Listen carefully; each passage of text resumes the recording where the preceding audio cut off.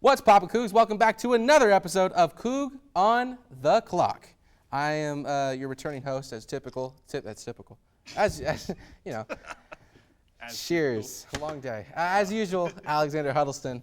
And finally, after it seems like forever. Hey, the return of Derek Joseph is here, baby. Joseph. There it is. Coug on the Clock. I love it. It's good to finally do a show with you, Alex. Apparently, we've never done a show, and he's been making me feel bad about it. So Yes. we're going to do a show. I guilted him into it, everybody. There we go. So now here we are, dream team.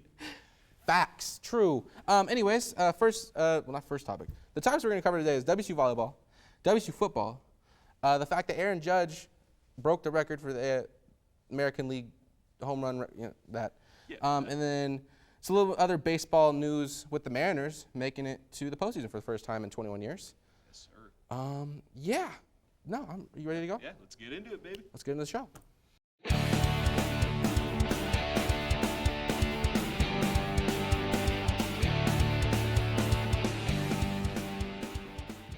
All right, first topic, WSU Volleyball. Currently now 10-5, 2-2 in, what is it, conference? Yeah, conference, 2-2 in conference. They've all 5 of those losses in that 10-5 record were against ranked teams. Isn't a great sign, but what I was talking to Derek about earlier sounds like that's where we were last year, correct? I mean, the WSU volleyball team has always been, like, they're a really impressive team, but they've always just been, their problem has kind of been the last few years, they're not quite on that, like, next level of greatness, like the teams that make those, the BYUs, the Oregons, and the Stanfords, all of them, like, those teams are just, like, kind of the elite of the elite, and we're, like, just one step below that, but otherwise, we're still a good team, and we're capable of beating those teams. I know we are, because we have got an immense amount of talent on this team that I can't wait to get into with this one here.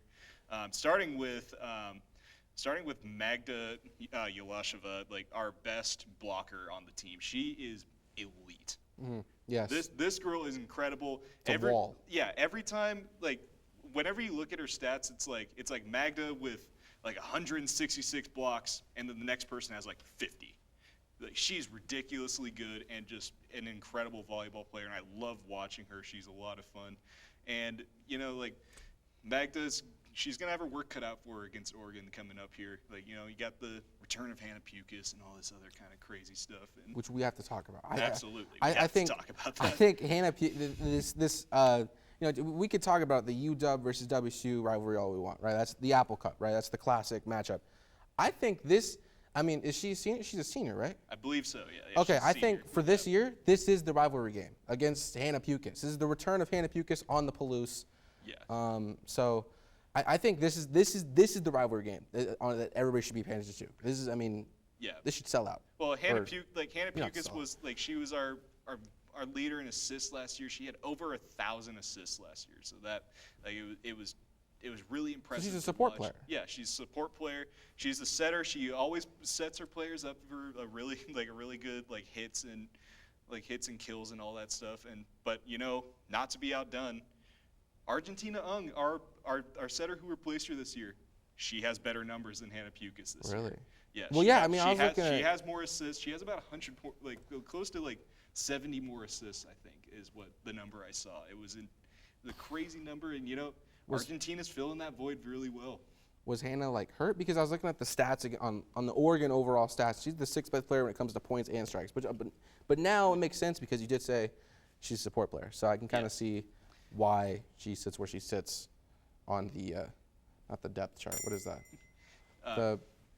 Stat sheet. Yeah, on the stat sheet. Got it. Yeah, there we go. She's gonna pile up on the assists, but not the kills and the points and all that stuff. Okay, gotcha. But we ran out of time for that topic. So now let's get to our next one. Thank you, Nolan, for the bell. Second topic of the show: WSU Football. This team is traveling to the Coliseum in LA to play my USC Trojans. I'm just gonna put that out there. USC is 5-0 currently. But all of them are big blowouts, except for Oregon State. And I think that is a key stat that people need to realize going into this game. I don't think it's going to be a blowout. I think it's going to be, if anything, a close game. And It's absolutely not going to be a blowout. The Cougars' defense is way too good for them to be blown out. Oh, I mean, for sure. It's I do think realistically I think USC is probably going to win this game, but it's not going to be by much. No. It's going to be 10 points at the most, and I think it'll be we're going to have ourselves a pretty good shootout this game here. And I think this game it's one of the better offenses in the Pac-12 versus I think personally the best defense in the Pac-12. Going into the game, USC has 1,000 rushing yards, 1,500 passing yards. Now that sounds daunting, right? But that is really close to the Oregon offense that we faced. Oregon had 1.1 rushing yards and 1.3 passing yards currently right now. That's better than Wisconsin, and we beat Wisconsin. So honestly, I feel like we have a chance in this game. We were 2 drives away from beating Wisconsin, or not Wisconsin, Oregon. Yeah, and we did beat Wisconsin, so we know we're capable of winning big games on the road. And so I'm really excited to watch this game. I think it's going to be a really good matchup, a lot closer than everybody thinks it is. Yes. I'm sure the spread is probably something ridiculous that the Cougs are it's probably not going to be covered. You know, it's going to be a close matchup, and I'm really excited for this one. I'm excited to see what the Caleb Williams versus Cam Ward matchup, because Cam has been coming into his own lately. He's got that little interception problem he's been dealing with. You know, he tends to throw a lot of those, but I think, obviously he's going to need to be on his best. He's going to be on his best performance this game. And you're going to need that out of everybody, but especially with your quarterback, because he's the most impactful player out there. Yeah. And a good running game from Nakia Watson, I think that'll really help the Cougars in the long run with this game too. And the defense, just do what you've been doing. Oh, right, solid defense. Let Mr. Nuclear, Deion Henley go out there and just get a whole bunch of tackles and interceptions. Also let R.J. Stone and Brennan Jackson. Well, if R.J. doesn't get double teamed. Yeah. He's been getting double teamed crazy every lately. every time R.J. gets double teamed, you got to deal with Brennan Jackson after that. So Very that's true. That's the caveat. Real quick, because I think we're running out of time. Score prediction. What do you think is going to happen? I see a probably let's say a 28-31. On either side, whoever wins is scoring 31 points. That's what I see happening. Okay. I'm going to say 44-42 Cougs. I like that. High scoring game. Someone out there said it. They were like, woof. Yeah. Thank you, Fish, for giving my statement that oomph, you know. On to the next topic. We have Aaron Judge. Finally did it. He did it. For the American League, got, 62 home runs to break the record. Was it Roger Maris? Roger, not Robert. Thank you. Yeah, Roger Maris. A really impressive record, but I do have one thing to say about it. Okay. What is that? Some experts were making too big of a deal out of this, saying it's the one true home run record. It's not. No. Barry Bonds is the home run king. I do not care what anyone says. He is the home run And we king. talked about this before the show, and we said we would wait for it, but we got into it a little bit. Yes. How much is too much on the steroids? I feel like the steroids doesn't take for you to be a good hitter, the steroids doesn't matter. You could be as strong as you want, but if you don't have good form, you're not hitting the ball. And so that's why I think, Yeah, and that's why Barry Bonds is the undisputed best at it. I'm not taking anything away from what Aaron Judge did. Right. What he did is nothing short of incredible. 62 home runs is ridiculously hard. Oh yeah. In whatever league, and he broke it. He broke the American League record. That is nothing. That's nothing to sneeze at there. That's an impressive feat there. Yeah, and it's a great stat to have going into your legacy as a baseball player. And it's another really good stat to have when you're going into a contract year. So he's gonna be someone's gonna back the money truck up to him. I don't know if it's gonna be the Yankees. Maybe the Mariners. I don't know, but I don't really want that. I don't really want to do that. We're paying enough people, but he's about to get paid. You think so? Yes. Do you think it's gonna be the Yankees? I think so. The Yankees have the funds for it. They always do. They have, Aaron Judge he's gonna be the MVP this year, and there's no one else. Not even Shohei? No. Because Shohei had and I'll tell you why. Because Shohei had two good, like he would say, he had what I would call solid seasons in both of his positions he plays. As he's a pitcher and a hitter, but he didn't have a great season with either one. Like he was good, which is impressive in its own feat. But if he was great if he had like a 330 average with a whole bunch of crazy home runs, like then I would probably say like let's give him the MVP. Or if he had just like a near Cy Young caliber year, then maybe. But I definitely think you got to give it to Aaron Judge this year. Last year, Shohei was the undisputed MVP, and you couldn't deny that. But this year, it's Judge. Okay, so that record being broken and almost being 0.4 off the Triple Crown, that's an MVP year. Now, with this player rivalry, I mean, do you think in the coming years it'll be the same two guys at the top? Definitely next year, I think it will be, but who knows how long their run's gonna last? Because baseball is kind of weird that way. Great players can just like lose their prime up. They can fall off a cliff out of nowhere, and it's weird. Right. They get some kind of. Gotcha. But with that goes to our next topic. Next topic. In my notes, it's Mariners. They're making it. They made it. Not making it. They did make it. And there's a game, depending on if I can get this done tonight, which is Thursday night, and get this out tomorrow morning, which I will, I promise, because I'm that kind of guy. Did you hear that? He promised it. I promise. Stop. My note says let Derek talk. So, Derek, take it away. Mariners made it. Go ahead. Yep. Mariners, they've made it for the second time in my lifetime. I've been a Mariners you're fan. old. I'm sorry. Hey, I was born in '98. They made the playoffs in 2001. Okay, that's the last time. So I was 3. I don't remember it. So this is the first time in my memory that the Mariners have made the playoffs. And you know what? I couldn't be happier. It's so amazing. We have great young talent, a great pitching staff. We have Julio, we have Eugenio Suarez, and just these guys who just hit absolute tanks. I love watching all these guys. It's a ton of fun. We're going into a team that we match up pretty well against. We got the Blue Jays, and we beat them pretty handily at every series we had this year. Toronto's a tough place to play, but I think we have the pitching staff to kind of hold Toronto to a small amount of runs. The only issue is going to be can the bat stay hot? Can Julio hit his leadoff home runs in the playoff setting, and can everyone else kind of pick him up too? Can we hit with runners in scoring position? Those are going to be the biggest.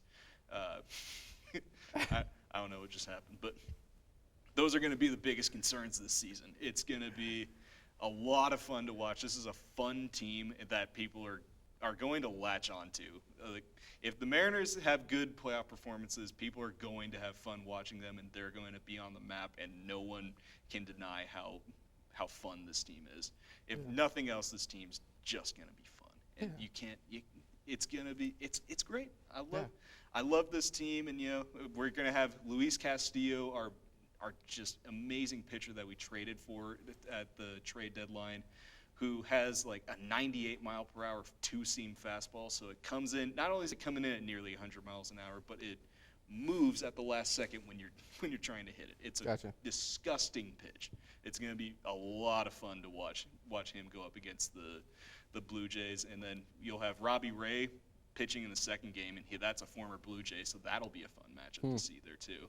So that'll be good. And then our stud young future ace Logan Gilbert is going to be on the mound for Game 3 if it's necessary.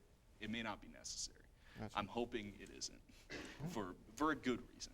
Let's just get a two-game sweep here. Move on to the next round. Yeah. Because I feel like it's not my place to talk about Mariners baseball because he's the Mariners fan. I made a list of things that have happened since the Mariners last made it. Tom Brady has gone 7-3 in Super Bowls. Firefox, the internet browser, was created. Lord of the Rings, the trilogy, was released, as well as The Hobbit. Facebook was created. The iPhone was invented. Seattle lost the Supersonics. There's a ghost in the studio. It's a horrible memory there. Obama, first African American president of the United States of America. We got Osama bin Laden. That's an interesting one there. I mean, it happened. It happened. I mean, yes, it did, but. The Seahawks won their first Super Bowl. This is like Seattle news. Seahawks won. Seattle lost its basketball team, and then they got a hockey team, as well as Queen Elizabeth passed away. So that is all what has happened. If you've lived under a rock since the day that the Mariners lost, there's an update. You're welcome. Yep. So yeah. Anyways, that's all 4 topics, but we're going to go into our usual traditional happy birthdays. There was a long list, very long list. It was like 30 different celebrity athlete birthdays. Had to chop down just athletes. So first up, Mookie Betts. Happy birthday, Mookie Betts. Mookie Betts, Mariners will see you in the playoffs, baby. Hopefully. Happy birthday to The Miz. All you WWE fans, Luke, that's for you. Travis Pastrana. Back when people cared about the BMX world and X Games. I love Travis Pastrana. Right. He was so cool. He was so cool, and that was the last thing that the X Games had going for them. Now, happy birthday, Cody Jones. Nobody. He is. Cody Jones. I totally know that guy. Do you? He could be anybody. Oh, okay, you don't Cody know. Jones. Cody Jones. Cody on. Jones from Dude Perfect. I thought it was sports related, you know. Happy birthday, Cody Jones. Yeah. The tall guy. Then say from Dude Perfect. I was trying to see if anybody knew. I was curious. I'm and then not gonna also, just happy know a birthday Cody Jones like to that. my Come favorite 49ers player, George Kittle. Happy National Tight End Day. There we go. But that's all for our today's show and today's episode. Make sure you go follow us on all our social media accounts, on Instagram at Wazzu Sports Network, on Twitter at Wazzu Sports Net.